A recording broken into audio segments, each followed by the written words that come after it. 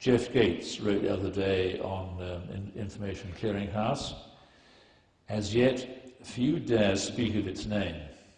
Instead, 4/5 of those in our Congress recently proclaimed themselves loyal to a foreign nation, Israel, and insisted that our Commander-in-Chief maintain an unbreakable bond with what the facts confirm is an enemy. In other words, 4/5 would back the US, would back Israel if Israel started sending nuclear weapons to Iran.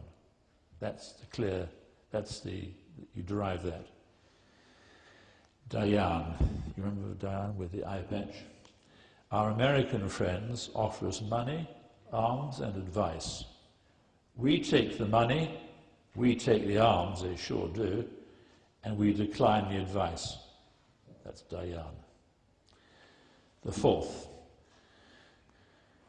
Mrs. Hillary Clinton, Slip Willie's partner. I want the Iranians to know that if I am the president, we will attack Iran. This is the primaries. She said, after being asked what she would do if Iran launched a nuclear attack on Israel.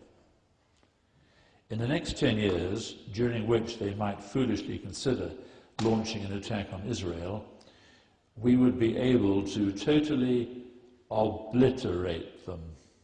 Obliterate them. Look at a map and look at the size of Iran. That's Mrs. Clinton.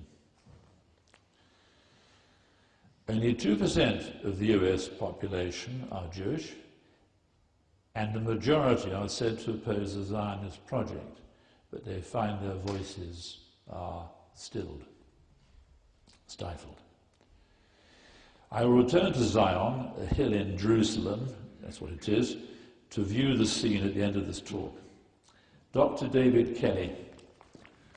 Anyone interested in Dr. David Kelly? A few hands up. It's a long time, actually, July 2003. But that's how they work, these lovely governments. A 59-year-old bacteriologist and our most senior germ and chemical warfare expert, it is said he considered the Iraq dossier, drawn up by the Joint Intelligence Committee, headed by John Scarlett, now head of MI6, isn't he, Annie? Former. What? He's now retired. Oh, of course he did. He was there for about a year. Sorry, I forgot that.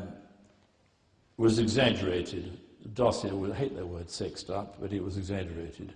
Our friend Alistair Campbell, another psychopath, was responsible for that sexing up. Andrew Gilligan aired this on the Today programme.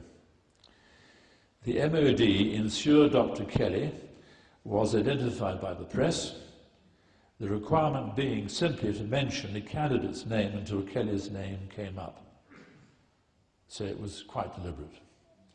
They should, in fact, they had a duty to keep his name quiet, and in fact, his job for the MOD, one of his jobs, was to liaise with the press about matters of secrecy, to interpret the scientific elements.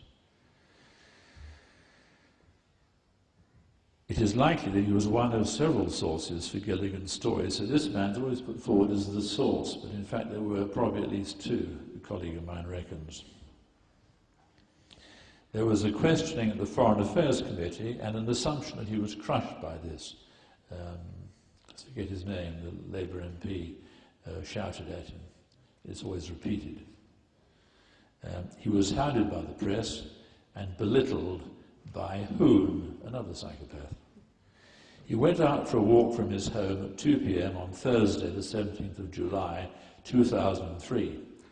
That morning he had written over 80 emails, and in one he told a friend that he was looking forward to returning to Iraq, in fact for the 38th time. 38th time. He had 5 encrypted hard drives, we are told, in his home office. He worked from home. A police search operation named Mason started half an hour before he left his house and his wife. Work that one out.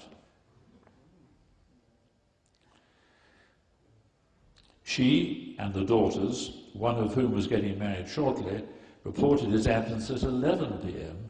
to the Thames Valley Police. The search involved a helicopter with infrared camera, and you must ask me of that later. I've forgotten to speak of it. He was found at about 8 a.m. the next morning in the wood at Harrowdown Hill by lay searchers with a dog. Not his dog, their dog. He was dead and slumped against a tree. There were cuts on his left wrist, dried vomit from his mouth to his ears, suggesting he'd vomited lying down. He was found sitting up, or slumped sitting up. A bottle of water, part used and standing with its top on, and 3 blister packs of coproximol with 1 tablet left in his coat pocket.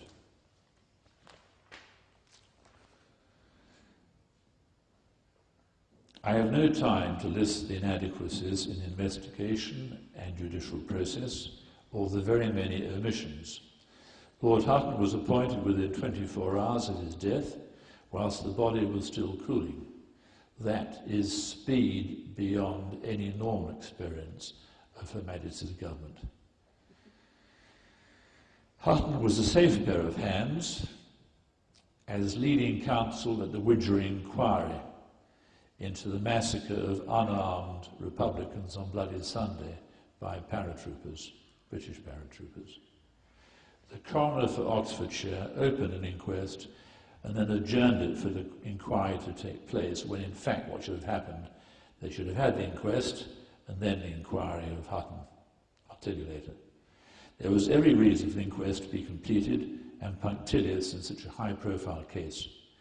Lord Hutton was charged with, listen to this, inquiring into the circumstances surrounding the death of Dr. David Kelly.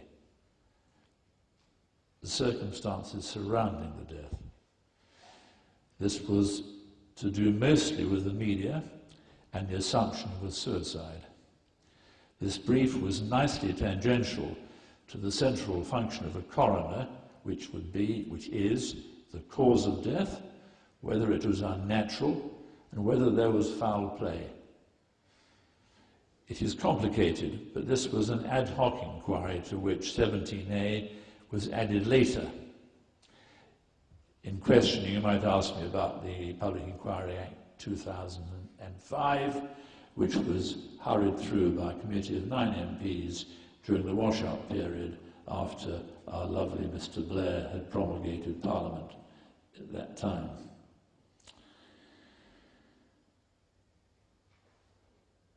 Hutton could not subpoena witnesses. He couldn't make them come. There was no oath and no cross-examination. It was a superb example of British treachery, and of the new Labour government in particular.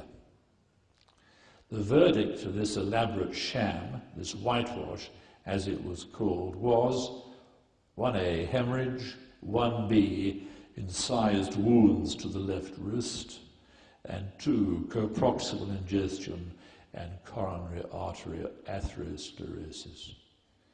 I did not believe one could die of hemorrhage in this way. I understate that. A short letter was published in the Morning Star, 16th of December 2003. I'd hesitated because I didn't want to upset the Kelly family. The key part of my little letter was, as a past trauma and orthopedic surgeon, I cannot easily accept that even the deepest cut into one wrist would cause such exsanguination that death resulted. Exsanguination is loss of blood, or complete loss of blood, or near complete loss of blood. The 2 arteries are of matchstick size. That happily, that little soundbite has stuck in the press, and would have quickly shut down and clotted. Furthermore, we have a man who was expert in lethal substances and who apparently chose a most uncertain method of suicide. It is in fact preposterous that he chose to die that way.